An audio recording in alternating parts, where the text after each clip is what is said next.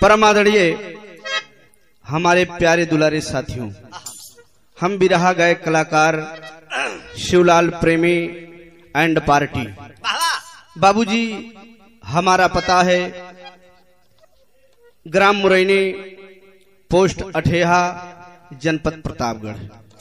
Mobile number 9452565895।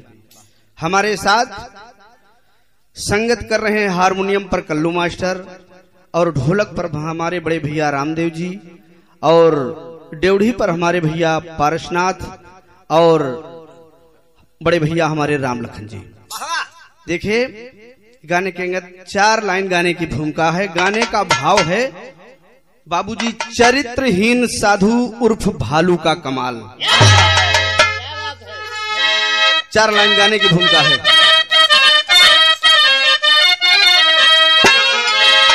एक राजा रहे जिनका जय नाम था, जय की इकलौती बेटी सुधा सुंदरी। धीरे धीरे सुधा जब सयानी हुई, देखने में लगे जैसे इंद्र परी। एक दिन राजा रानी से कहने लगे, आ गई ब्याह करने की अब वो घड़ी।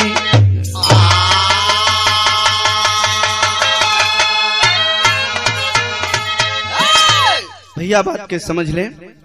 सुंदर नगर के एक राजा थे। राजा की एक लौती बेटी थी जिसका नाम था सुधा। सुधा जब सयानी हो गई, विवाह करने योग्य हो गई, तब राजा और रानी को चिंता सताने लगी कि हमारी बेटी सयानी हो गई है, कहीं सुंदर राजकुमार देखकर बेटी का विवाह कर देना चाहिए। विवाह करने से पहले रानी साहिबा अपने राजा जी से एक बात कहती हैं। एक लाइन कव्वाली का टुकड़ा कई मुखड़ा बा। कैसे मास्टर?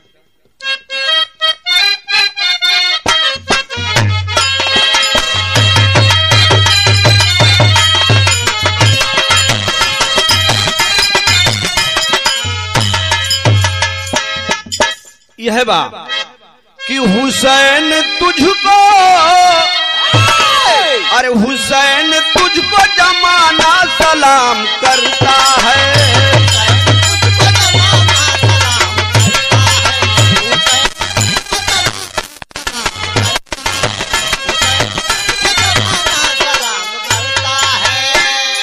हुसैन तुझको जमाना सलाम करता है, और तेरे सजदे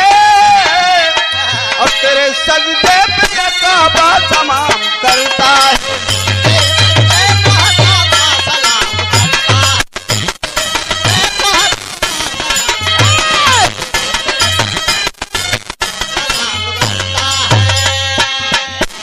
लेकिन रानी साहिबा कहती हैं अपने राजा जी से कि कहाँ है रानी है पिया भाग्य आजमा लीजिए।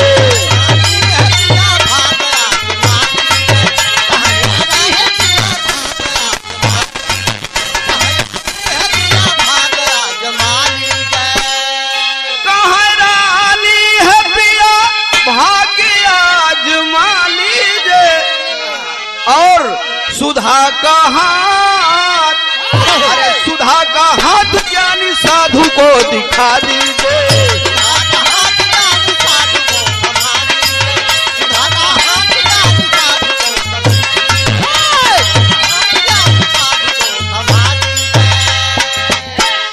रानी साहिबा अपने राजा जी से कहती हैं कि स्वामी, विवाह करने से पहले बेटी का हाथ दिखा दिया जाए कोनो साधु संत के, कि पता चल सके कि हमारी बिटिया की किस्मत में लिखा का बा। वाह वाह। बाबूजी, इसी उद्देश्य से राजा साहब बहुत खुश हुए, रानी के ऊपर कहा, आपने बहुत ही अच्छी बात कहा। बड़े मतलब की बात रानी तूने कह डाली, तुम्हारी बात से सहमत हुआ मैं घर वाली।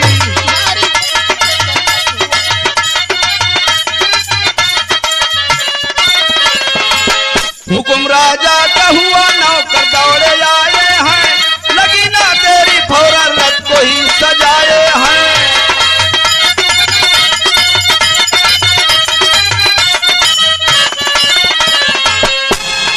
बाबूजी पहले बात के समझ लें। राजा साहब का आदेश हुआ, राजा साहब अपनी बेटी सुधा और अपने अर्धांगिनी रानी जी को रथ पर बिठाकर बाबूजी चल पड़े। चले जा रहे हैं अपने राज्य से। जब दूसरे राज्य में पहुंचे तो मंगल नाम की एक कुटिया दिखाई पड़ी और उस कुटी पर पहुंचे। रथ से उतरकर बाबूजी तीनों प्राणी साधु से प्रणाम करते हैं। गुरुदेव की जय हो। बाबूजी आइए राजन, आइए आइए बैठिए। किस उद्देश्य से आए हैं आप, बताइए हमें। राजा साहब कहने लगे कि गुरुदेव आप तो जानते हैं कि हमारी बेटी सयानी हो गई है, इसी उद्देश्य से आपके पास आया हूं कि देखिए हमारी बेटी की किस्मत में लिखा क्या है। बाबूजी जरा बढ़ाइए बेटी हाथ अपना। साधु अपने हाथ में ले लिया उस लड़की की कलाई को और देखने लगा। सधुआ के बाबूजी मन 61-62 करेला। देखें वो सोचने लगा कि तो ये लड़की हमारी अर्धांगिनी बनने काबिल है। बाबूजी ओकरे सुंदरता का कल्पना करत बा, वर्णन करत बा। कैसे मास्टर, देखें आप, तरज का लाइन बा, निमिया की डरिया।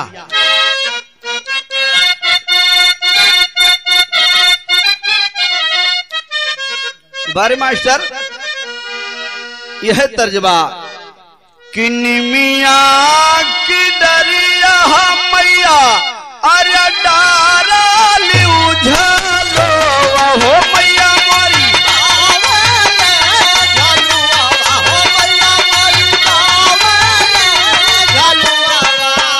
हो की झूली हो झूली, हो की झूली हो झूली मैया मोरी गावेली हो बिटिया झूली हो झूली मैया मोरी गावेली हो झूली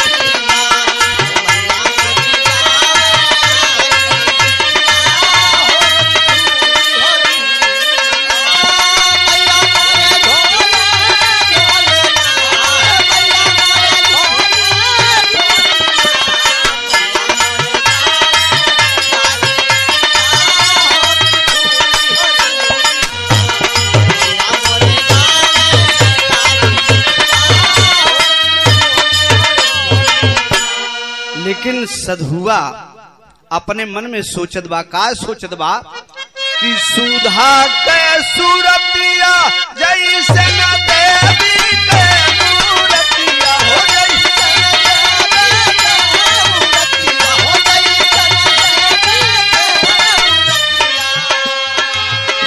नतिया गड़ा बड़ा भैली ना, नतिया गड़ा बड़ा भैली ना। हे बाबू साधु बोले झूठी बतिया हो नतिया गड़ा बड़ा भैली ना।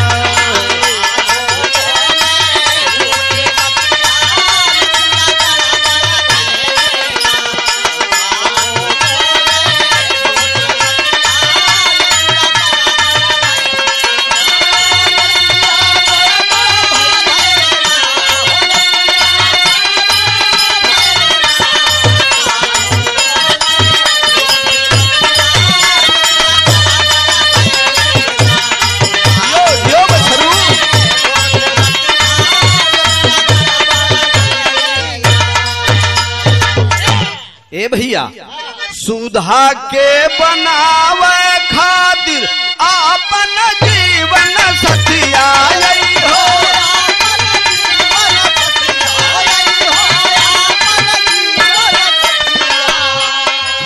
नतिया गड़बड़ भैली, नतिया गड़बड़ भैली ना। साधु बोले झूठी बतिया हो नतिया गड़बड़ भैली आए। साधु बोले झूठी बतिया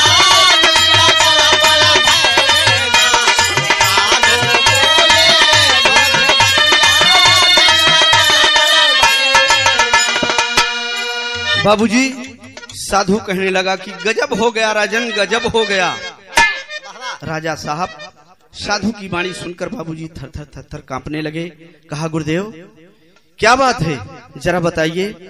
कहा आइए अकेले में आपसे बताना चाहता हूँ।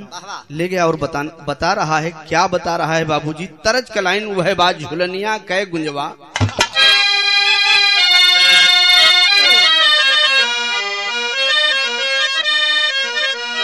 बारे मास्टर तरज कलाइन वह बा कि अरे झुलनिया कै गुंजवा,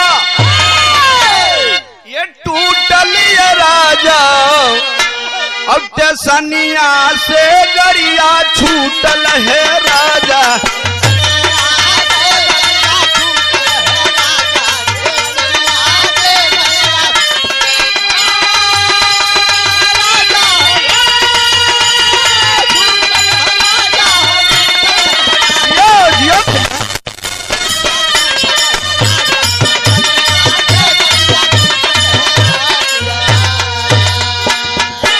लेकिन उस साधु राजा साहब से बतावत है। का बतावत है कि छुपल बतिया है, अरे छुपल बतिया राजा तोह से हम बताई, अब तोहार बिटिया तोह का जिंदा चबाई।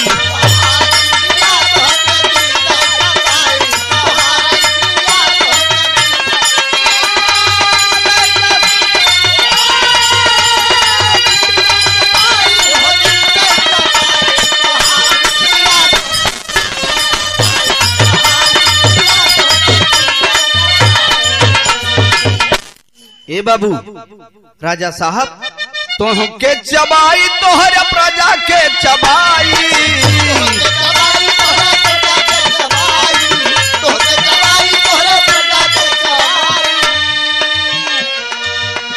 तोह के चबाई तोहरे प्रजा के चबाई, और सुंदर नगरिया शमशान होई जाई।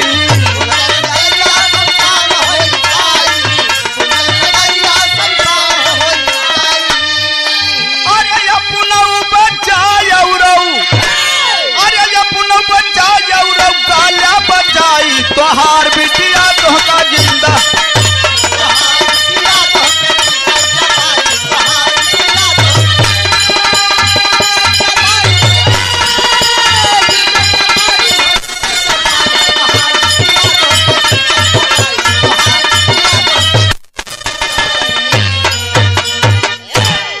राजन आपके बिटिया के द्वारा बहुत बड़ा भूचाल आने वाला है।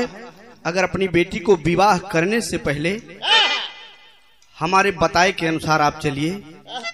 बाबूजी उस साधु की वाणी सुनकर राजा साहब की शरीर कांप रही है थर थर थर थर। तेरी का भाव लगे था मास्टर कैसे?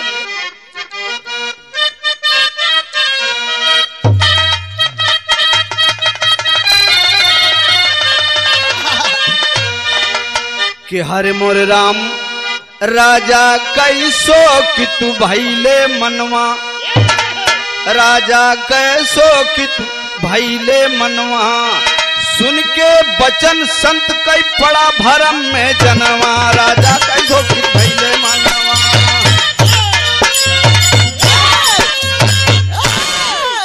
सुन के बचन संत कई पड़ा भरम में जनवा, राजा कैसो कि भैले मनवा।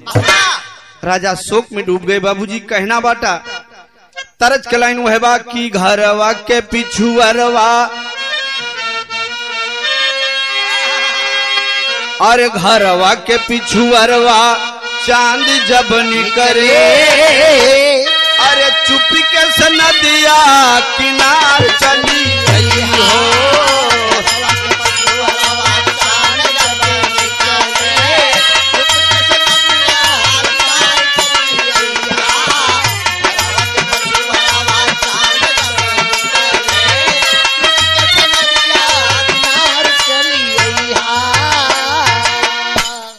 घरवा के पिछुअरवा चांद जब निकले, अरे चुपी के से नदिया किनार चली गई हा। नदिया में पानी अरे पानी रे पानी, नदिया में पानी अगमो बहे धारा, नैया पहोई के सवार चली आई हो।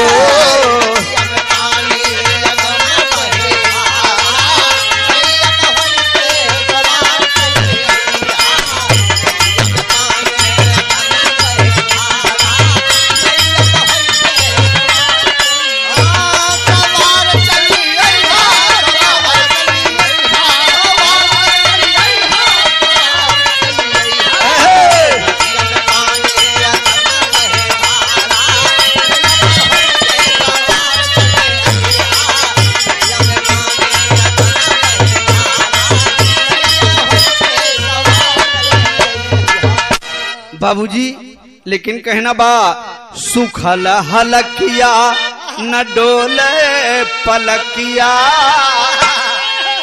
राजा साहब की हलक सूख गई बाबूजी, आंखें नम हो गई।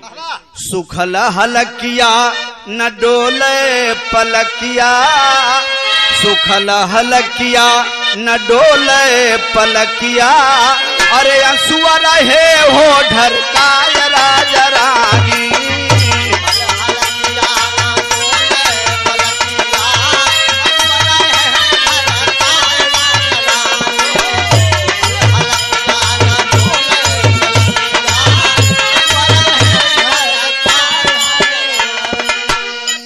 सुखल हलकिया न डोले पलकिया, अरे अंसुआ रहे हो ढरकाय राजा रानी। बगिया में भगवन लगल हमरे अगिया, बगिया में भगवन लगल हमरे अगिया, अंसुआ रहे हो ढरकाय राजा रानी। बगिया में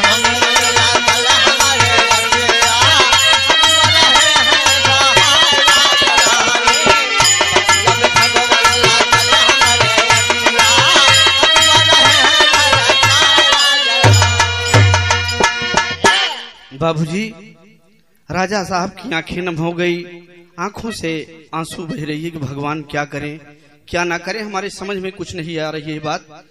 देखें उस साधु कहने लगा कि राजा चिंता करने की कोई बात नहीं है, हमारे रहते हुए ऐसा कुछ नहीं होगा। आइए मैं आपको एक उपाय बताऊं, उपाय बताऊं। राजा साहब से वो साधु उपाय बताता है। चौकड़ा भाव लागत मास्टर।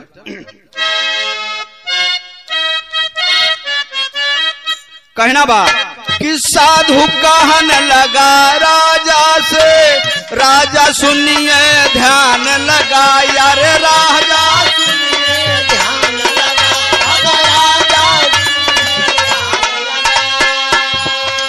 सांप मरी ना लाठी टूटी, सरलैया कठिया है उपाय,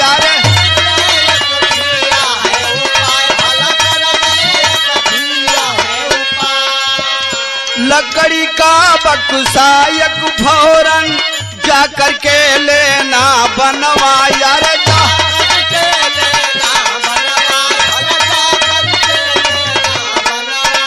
ए बाबू बक्समा भर के बिटिया के, बक्समा भर के बिटिया के, गंगा जी में दिया बहा।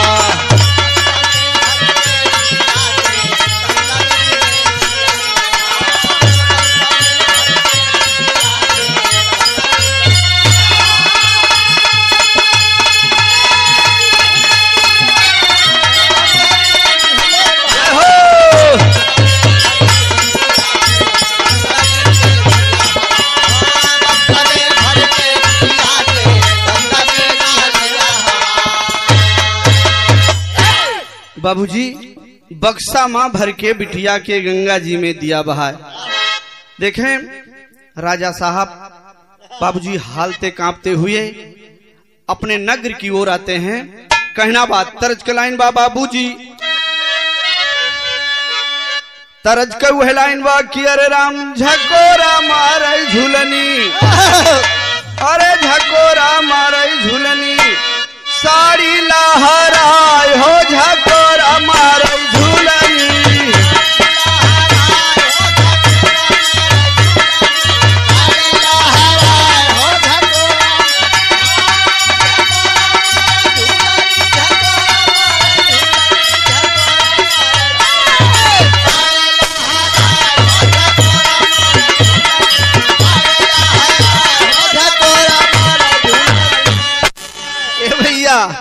चले हो राजा नगरी। रामदेव भैया अरे चले हो राजा नगरी।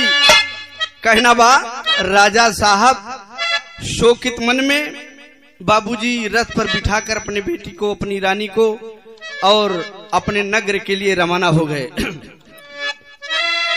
हे चले हो राजा नगरी, अब कई के मन उदास, चले हो राजा नगरी।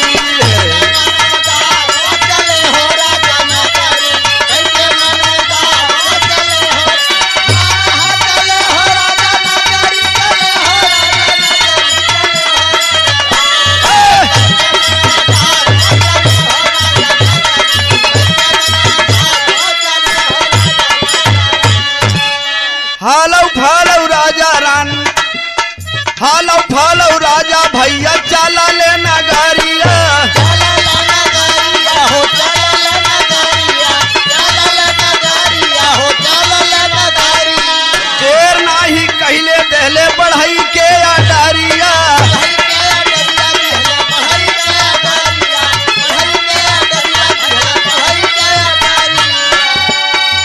राजा साहब जब अपने घर पहुंचे, अपने महल पहुंचे तो एक बढ़ई को आदेश देते हैं। राजा के आदेश पर हुआ क्या, वाटर प्रूफ बक्सा, अरे वाटर प्रूफ बक्सा जल्दी भेजा मोर निवास, चले हो राजा नगरी, भाई के मन मुदास, चले हो राजा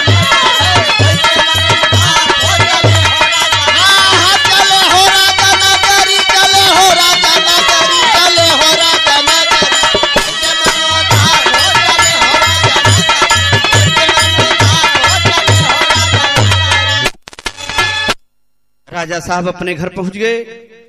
राजा साहब के आदेश पर बाबूजी झट से बक्सा बनकर तैयार हो गया और राजा रानी सूरज निकलने से पहले उस बक्से में अपनी बेटी सुधा को बिठाकर बक्से को लॉक कर दिया। बक्से को लॉक करके बाबूजी ले जाकर गंगा जी की धारा में तैरा दिए और हाथ जोड़कर दोनों प्राणी खड़े हो गए। कहा, हे जगतारण देवी, हे गंगा मैया, इसमें हमारा कोई कसूर नहीं है, हमारी बेटी के किस्मत का कसूर है। हमारी बेटी के द्वारा हमारे राज्य में अनर्थ होने वाला था, इसलिए एक साधु के बताए के अनुसार हम अपनी बेटी अपने गोद से आपकी गोद में दे रहा हूं। हमारी बेटी की रक्षा करना प्रभु देवी, हमारी बेटी की रक्षा करना। बाबूजी कहना भगवान की माया देखें, बक्से को बाबूजी उस गंगा जी की धारा में तैरा दिया और राजा रानी दोनों प्राणी अपने महल में आ गए। धीरे धीरे बक्सा बहता हुआ चला जा रहा है, बक्सा बहता हुआ चला जा रहा है। बाबूजी दोपहर की बेला हो गई, ना जाने कहां से एक कल्लू नाम का मदारी भालू लेकर उस गंगा तट पर पहुंच गया। अपने भालू को पानी पिलाने हेतु पहुंच गया। अचानक उस मदारी की नजर उस बक्से पर पड़ी। जब बक्से पर पड़ी बाबूजी, तब कल्लू मदारी झट से गंगा की धारा में कूद गया। पहापट का भाव लगा था मास्टर।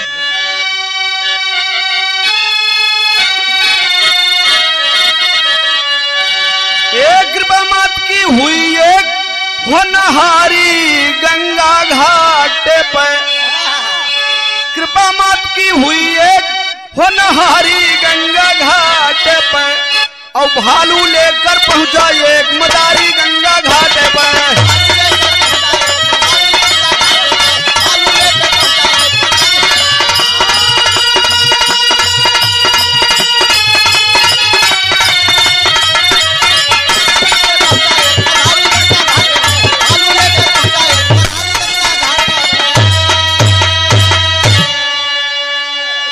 पड़ा गंगा धारा में, जाए रहे या जान हो, पकड़ के बक्सा घाटे लाया, सुन लीजिए श्रीमान हो।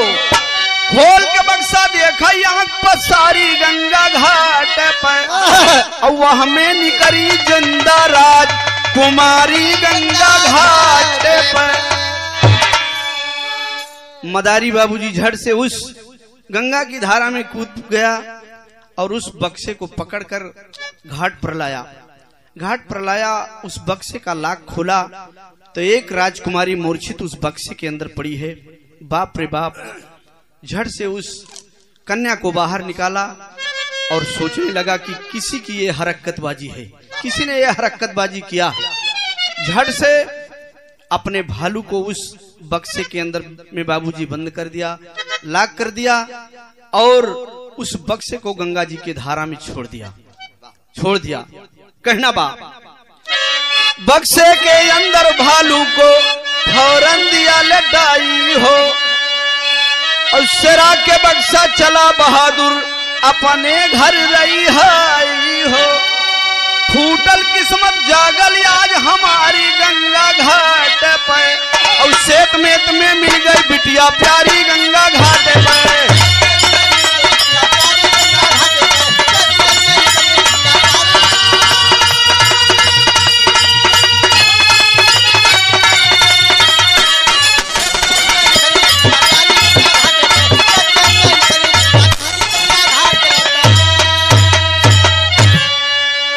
बाबूजी मदारी गंगा मैया की प्रशंसा करने लगा, हे देवी, आज तुम्हारे ही द्वारा देवी आज हमें एक धर्म की बेटी मिल गई है। अब इस बेटी के सहारे हमारी बुढ़ौती पार हो जाएगी। वाह वाह। देखें, बक्सा बहते बहते बाबूजी जब दूसरे राज्य में प्रवेश हुआ तो वो चरित्रहीन साधु बाबूजी गंगा के तट पर आवाजाही लगाए बा कि बक्सा आवत हुई, एकदम मन प्रसन्न बा, आल्हा का भाव लगत है मास्टर।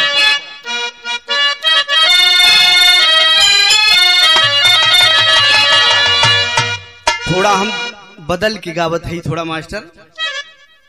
ए बाबूजी वह बाहता बक्सा बाप कहना बा कि रहिया जो हाथा साधु गंगा के किनारवा भैया।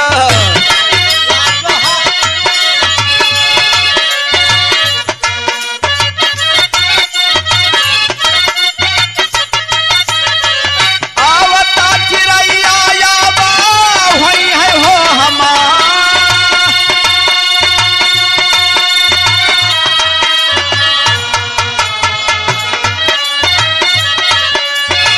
खुशिया कमानावा में बाजला बजनवा भैया।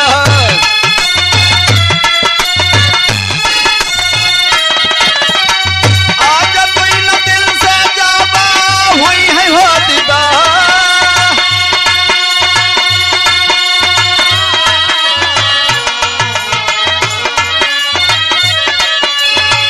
बहता बकासावा पे पड़ली नजरिया भैया।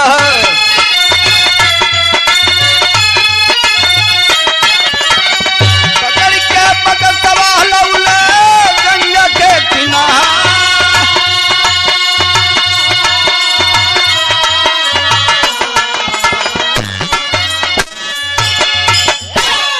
बाबूजी वो मदारी झट से गंगा की धारा में कूद गया और बक्से को पकड़कर गंगा के तट पर लाया।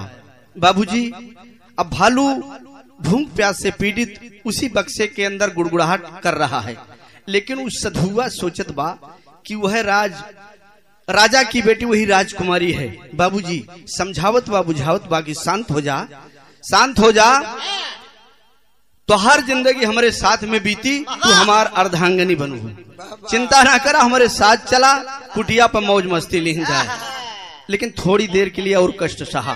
बाबूजी बक्से को ले जाकर अपने कुटी के भीतर बक्से को रख दिया और बाबूजी बाहर से सकड़ी बंद कर लिया।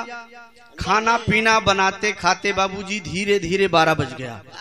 जब धीरे धीरे 12 बज गया तो अपने सारे शिष्यों को बुलाकर कहने लगा कि हमारे प्यारे दुलारे शिष्यों, आज मैं आपसे एक बात कहना चाहता हूँ।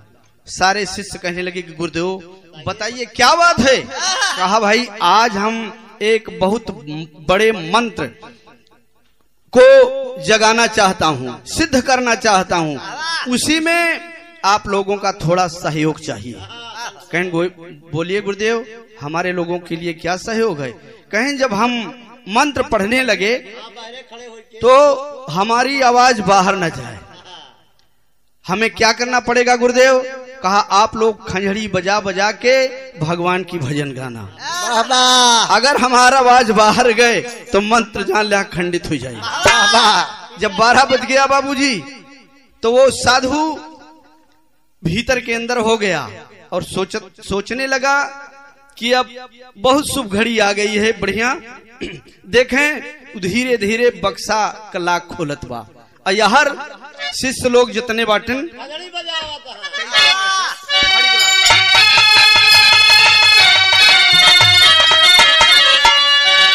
गावो राम कई भजनिया, अरे सब क्यों खंजड़ी बजाय के भालू कई पेटरिया, बाबू भालू कई पेटरिया साधु खोल हार साय के भालू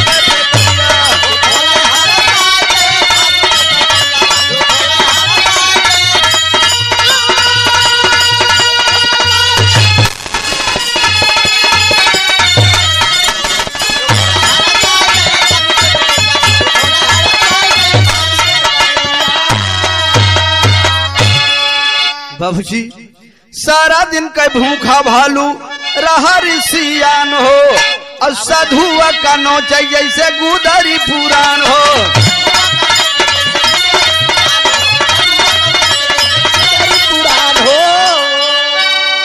हरे बप्पा हरे माई कहा चिल्लाई के, और भालू का पेटरिया साधु खोल हर साई के भालू का पेटरिया।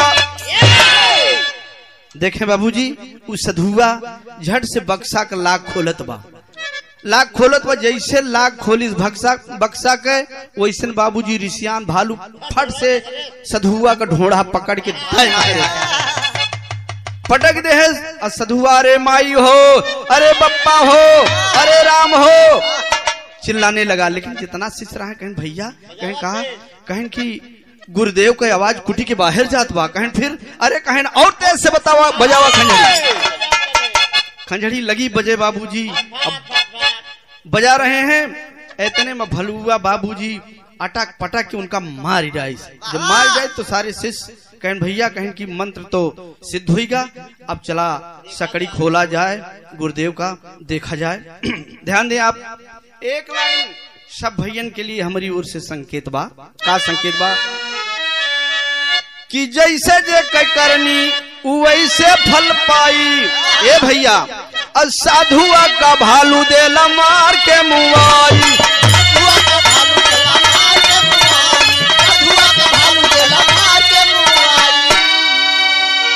अरे ऐसा जिन कर्म करया, अरे मानव तन पाई के भालू के पेटरिया, बाबू भालू के पेटरिया साधु खोल हार साय के भालू के पेटरिया।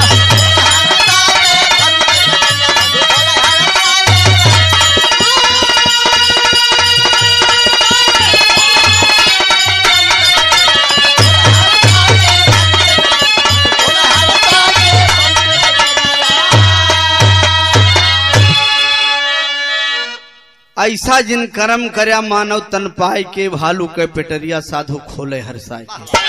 बाबूजी सब भैयन के लिए हमारी ओर से यह प्रार्थना बा, निवेदन बा कि कोनो गलत काम न करया, बुरे काम का बुरा नतीजा ना मानो तो कर देखो, और जिसने जिसने किया है यारो उसका उसका घर देखो।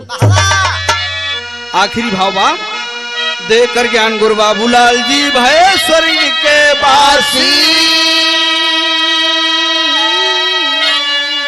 सदा सहारा मैहर वाली काटा गरे का फांस।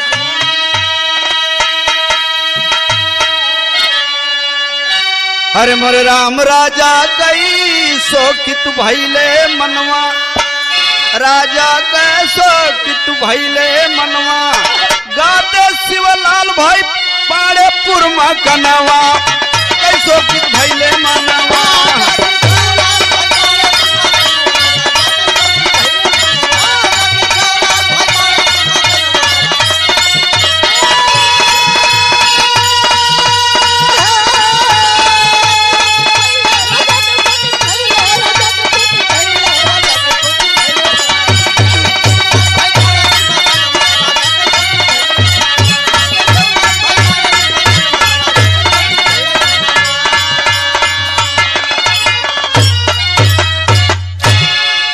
बाबूजी परम आदरणीय recording Hariom sound service and audio recording Sangipur Pratapgarh.